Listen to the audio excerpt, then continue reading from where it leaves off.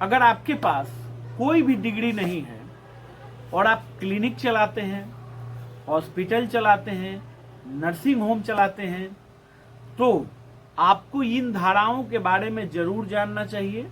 जो कानून का धारा है, कानून क्या कहता है आपके बारे में। आपको अगर कुछ हो जाता है, आपके साथ कुछ घटना हो जाती है, आपके मरीज के साथ कुछ घटना हो जाती है, तो आप अपने आप की बचाव कैसे करें, यही वीडियो का पॉइंट है ना। इस धाराओं को आप जान लेंगे, सुरक्षित हो जाएंगे, है ना। कैसे आप सुरक्षित होंगे और कैसे क्या क्या नियम है, कैसे इसको पालन करना है और कैसे आपको बचना है, इन सब चीजों को हम लोग इस वीडियो में पूरे डिटेल में समझेंगे। वीडियो को एकदम ध्यान से देखना है, समझना है। ये कमेंट नहीं करना है कि मुझे समझ में नहीं आया, इसलिए वीडियो को स्किप नहीं करना है, ठीक है। वीडियो को एकदम ध्यान से देखना है। मैं doctor Ashutosh Ranjan medical class में आप लोगों का स्वागत करता हूं। अगर आपके पास डिग्री है, ठीक, और आपके पास डिग्री नहीं है, तो दोनों में अंतर क्या है पहले इसको समझ लेते हैं, ठीक है। अगर आपके साथ कोई ऐसी घटना हो गई, आपका मरीज डेथ कर गया, है ना, आपका मरीज डेथ कर गया, किसी कारण से आपका मरीज एक्सपायर कर गया आपके क्लिनिक में, हॉस्पिटल में, आपके पास आपके सुई दवा देने से, तो आपके साथ क्या हो सकता है और क्या नहीं हो सकता है, ठीक है। इस पॉइंट को समझिए। सबसे पहला पॉइंट देखिए, एक हमारे मित्र हैं, नाम तो नहीं रख सकते हैं क्योंकि यूट्यूब चैनल जो है सभी लोग देखते हैं, है ना, तो थोड़ा सा किसी का नाम लेना अच्छा नहीं रहेगा, बट ये सच्ची घटना मैं आपको बता रहा हूँ, एकदम सच्ची घटना है। मित्र हैं, सर्जन है, सर्जरी हुआ उनके पास, ठीक है, सर्जरी हुआ, पेशेंट जो है ऑन बेड डेथ कर गया, उनके हॉस्पिटल में डेथ कर गया, ठीक है। MBBS, उसके बाद MS भी उन्होंने किया है, मास्टर ऑफ सर्जरी, ठीक है, बहुत ही अच्छी जानकारी है, नॉलेज है, ठीक। लेकिन क्या है कि पेशेंट को तो डेथ करना था, मरना था, वो मर गया, है ना। अब इसमें क्या हुआ कि ये मामला कोर्ट में चला गया, है ना, ये मामला कोर्ट में चला गया। तो आप लोग जानते हैं कि मेरी वाइफ एडवोकेट हैं, पहले से आप लोग जानते हैं, उनके माध्यम से मुझे ये पता चला। तो कोर्ट में जो है ये मामला जब चला गया, तो उसके बाद क्या हुआ कि जब दोनों वकील जो है जिरह करने लगे दोनों पक्ष के, तो उसमें पाया गया कि डॉक्टर साहब की लापरवाही की वजह से उस मरीज की मौत हो गई, ठीक है। डॉक्टर साहब की लापरवाही की वजह से उस मरीज की मौत हो गई, ठीक।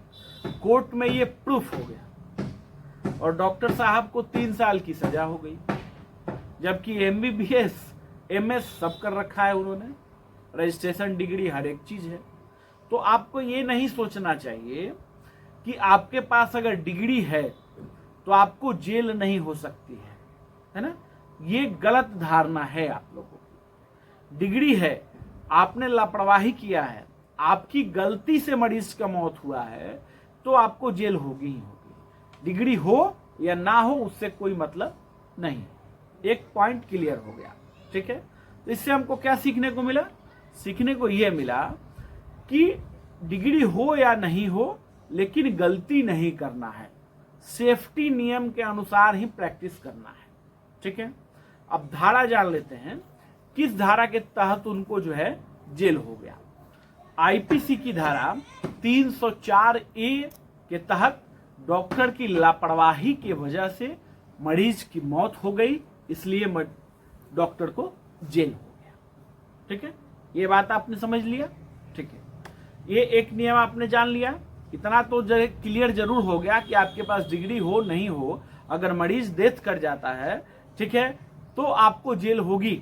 आपकी गलती पाई गई तो आपको जेल होगी, ठीक है। चलिए अब ये समझते हैं कि आपके पास डिग्री नहीं है और मरीज का मौत हो गया आपके क्लिनिक पर, आपके हॉस्पिटल में, ठीक है, आपके नर्सिंग होम में, तो आप क्या कर सकते हैं, ठीक है। तो उसके लिए धारा है, जिस धारा से आप अपना बचाव कर सकते हैं, 1860 की धारा 320, ठीक है। इसमें इस धारा में समझाया गया है, बताया गया है कि डॉक्टर के साथ कोई भी हिंसा करता है तो उसको 3 साल की सजा होगी। तो आपके साथ कोई भी मारपीट नहीं कर सकता है, चाहे वो पब्लिक हो या पुलिस वाला। ठीक है, इस धारा को जब आप बताएंगे तो इस धारा के साथ जो है आपके साथ कोई मारपीट नहीं कर सकता है, ये आपका अधिकार है। अब रही बात, अगर कोर्ट में प्रूफ होगा तब हमको सजाएं होगी, है ना। अगर हमारी गलती नहीं है तो फिर सजा नहीं होगी। ठीक, अब उसमें आप ऐसे कैसे बचाव कर सकते हैं, उसके लिए एक चीज और आपका होना चाहिए, आप जो है फर्स्ट एड ट्रीटमेंट ही करें। अब आप सर्जरी करने लगेंगे तो फिर तो फंसेंगे ना। ठीक है, उसके लिए आप फर्स्ट एड ट्रीटमेंट ही करें और इतना ही बताएं कि हम केवल फर्स्ट एड ट्रीटमेंट ही करते हैं। ठीक, आपके पास जो है इसके लिए फर्स्ट एड एक्सपीरियंस सर्टिफिकेट जरूर होना चाहिए। ठीक, इससे क्या होगा कि इतना बचाव आपका हो सकता है। ठीक है, अब रही बात, ये जरूरी है सभी जो भी मेडिकल प्रैक्टिशनर हैं, है ना, अगर उनके पास बड़ी डिग्री नहीं है कोई, है ना, जैसे एमबीबीएस की डिग्री नहीं है, ठीक है, तो उनके पास फर्स्ट एड एक्सपीरियंस सर्टिफिकेट जरूर ही होना चाहिए, जिससे उनको बचाव होगा, उनको कोई प्रॉब्लम नहीं होगी। बाकी ये 2 धाराएं मैंने आपको बता दिया है, इन धारा को याद रखना है ना। एक धारा आईपीसी की धारा 304A, ठीक है, और एक 1860 की धारा 320। ठीक है, इसको ध्यान रखना, इससे आप सुरक्षित रहेंगे। बाकी आप प्रैक्टिस करें। तो मेरा तो हमेशा ही मैं कहता हूं कि जब भी प्रैक्टिस करें सेफ प्रैक्टिस करें। अगर आपसे मरीज हैंडल नहीं होने वाला है तो उसको रेफर कर दें, ज्यादा रिस्क ना लें। रिस्क लेने से क्या होगा, पेशेंट डेथ कर जाएगा, काफी झंझट होगा, लंबी चौड़ी वार्ता होगी, बहुत बड़ी कहानी हो जाएगी। आप अगर अपने पास रख लेते उस मरीज को तो 500, 1000, 5000, 10,000 कमा लेते, यही ना कर लेते, 20,000 कमा लेते। लेकिन अगर वो पेशेंट डेथ कर गया तो उससे कई गुना आपका पैसा खर्च हो जाएगा। ठीक, और आपको जो है बहुत ज्यादा परेशानी होगी, इसलिए इस चीज को मानना चाहिए।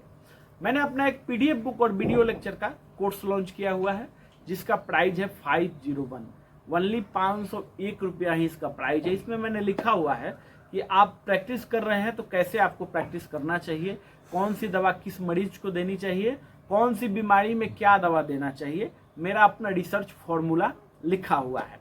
आपके पास मेडिकल प्रैक्टिस आप करते हैं तो फर्स्ट एड एक्सपीरियंस सर्टिफिकेट आपके पास जरूर ही होना चाहिए, जिसके बारे में मैंने अभी आपको बता दिया है कि इससे क्या फायदा आपको मिलेगा। अगर आप ट्रीटमेंट लेना चाहते हैं तो ट्रीटमेंट लिख के मैसेज करेंगे, बुक लेना चाहते हैं बुक लिख के मैसेज करेंगे, और फर्स्ट एड एक्सपीरियंस सर्टिफिकेट लेना चाहते हैं तो सर्टिफिकेट लिख करके मैसेज करेंगे। तो सब्सक्राइब जरूर ही करेंगे। इससे भी महत्वपूर्ण वीडियो मेरे चैनल पर डले हुए हैं, उनको भी देखिए, सीखिए, सिखाइए, स्वस्थ रहिए। धन्यवाद।